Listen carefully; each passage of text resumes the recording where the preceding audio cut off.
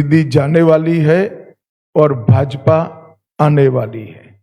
और मैं स्पष्ट रूप से आपको बताना चाहता हूं, 152 सीटों में से मुझे तो सुनामी दिख रही है भाई, और मुझे लगता है कि बहुत बड़े मार्जिन के साथ सीटें भी बढ़ेगी और सीट जीतने का मार्जिन भी बढ़ेगा। दीदी बंगाल का अगला मुख्यमंत्री, बंगाल में ही जन्म लेने वाला, बंगाली मीडियम में पढ़ा लिखा और बंगाली बोलने वाला होगा। इतना ही है कि आपका भतीजा नहीं होगा, वो भारतीय जनता पार्टी का कार्यकर्ता होगा। मैं सबसे पहले तो प्रथम चरण में वोट डालने वाले सभी बंगाल के मतदाताओं का बहुत बहुत अभिनंदन करना चाहता हूं और धन्यवाद भी करना चाहता हूं कि आप भय से भरोसे की ओर की एक यात्रा को बहुत अच्छे तरीके से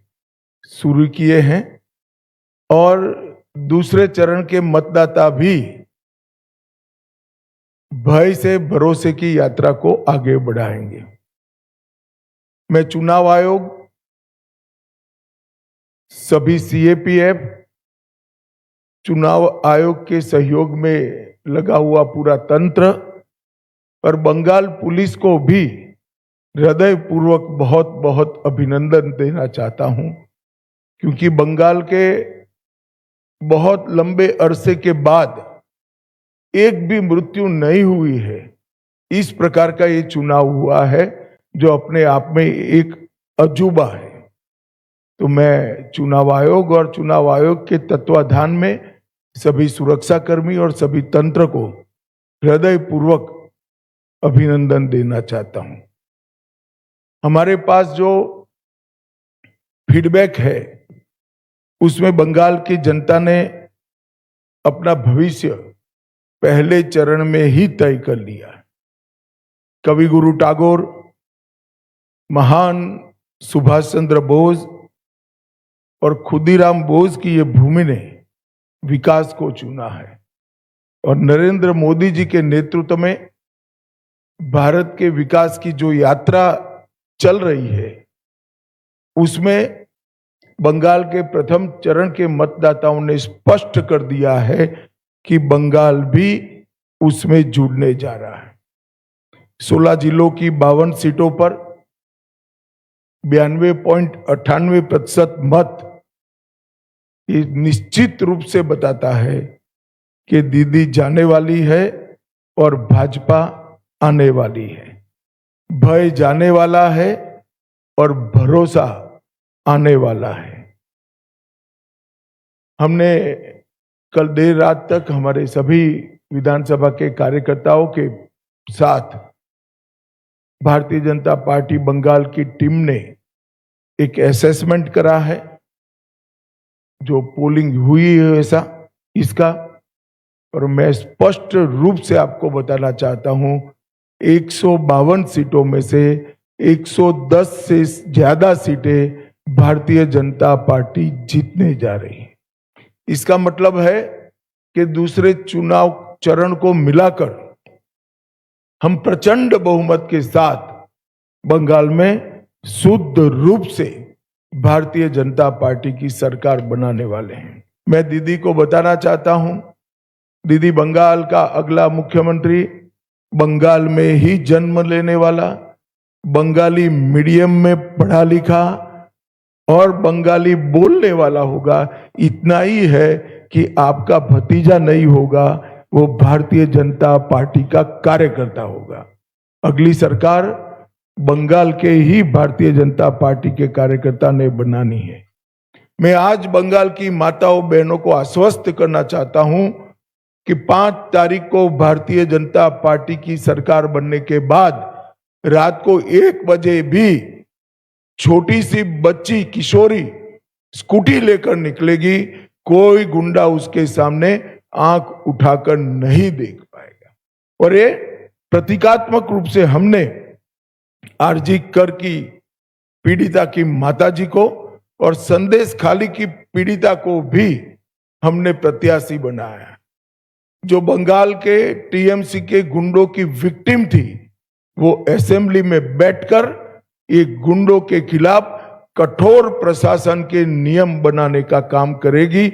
मुझे लगता है बहुत बड़ा परिवर्तन आने वाले दिनों में होने वाला है।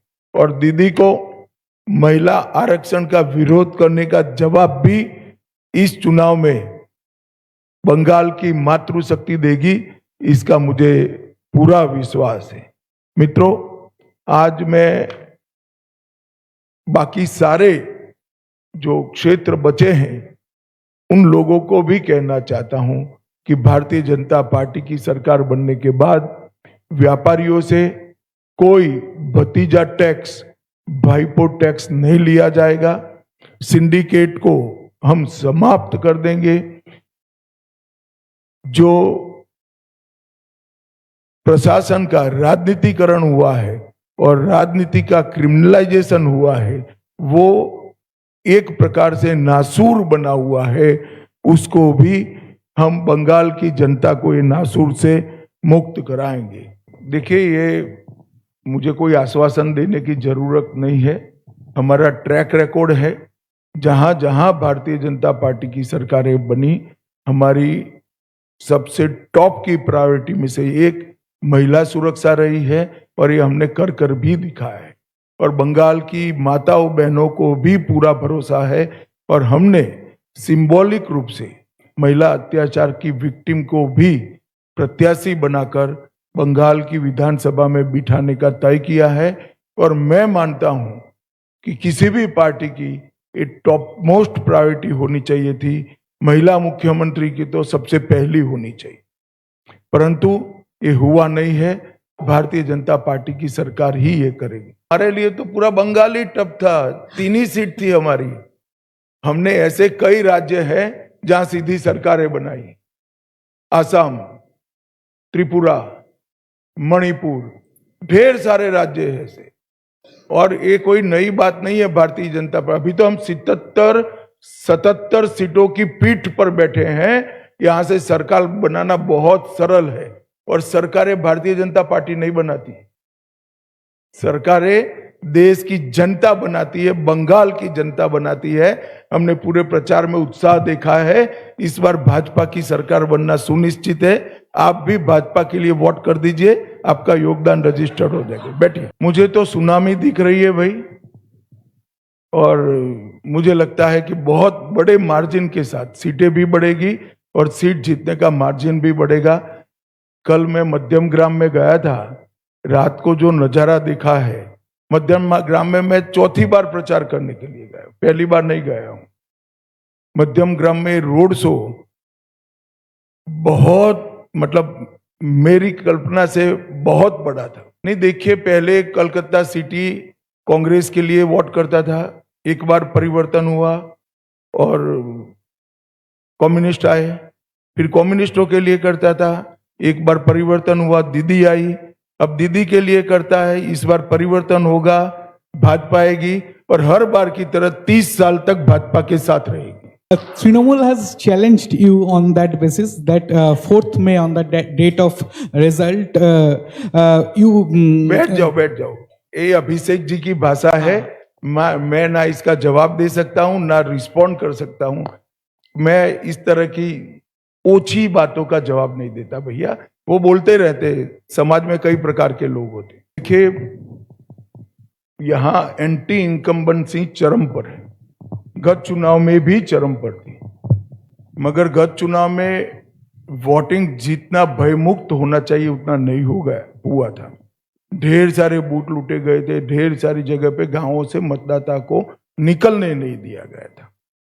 वहां तक कि हमारे कुछ कार्यकर्ताओं ने प्रयास किया था कि तृणमूल के झंडे लेकर जुलूस निकाल कर वोट डालने जाए तो शायद देने देंगे, मगर ये भी सफल नहीं हुआ था।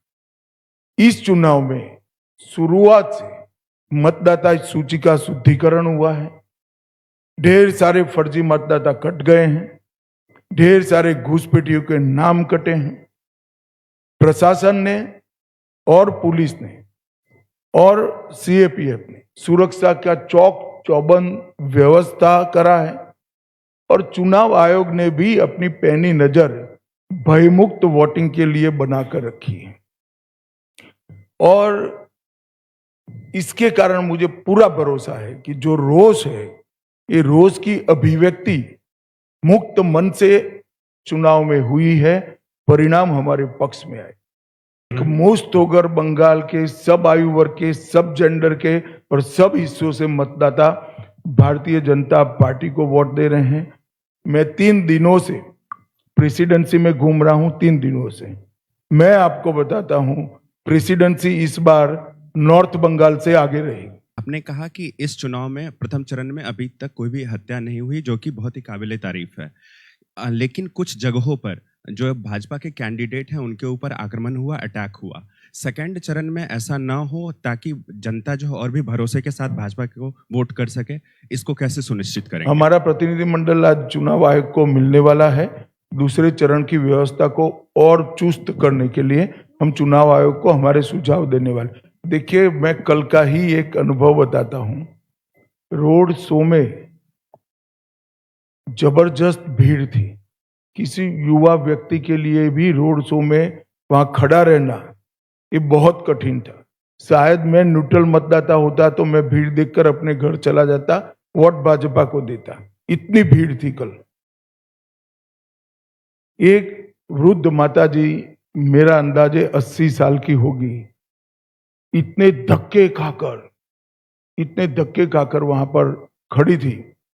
मैं अपनी धुन में गाड़ी में बैठ गया और उस वक्त मेरी नजर पड़ी कि माता जी कुछ हाथ हिलाकर कह रही है। मैं उतर कर गया। उन्होंने जिस प्रकार से मुझे आशीर्वाद दिया है, ये व्यक्तिगत बात नहीं है, ये भारतीय जनता पार्टी को उनका आशीर्वाद है। इतने धक्के खाकर भाजपा के समर्थन में वहां खड़ा रहना ही आशीर्वाद है।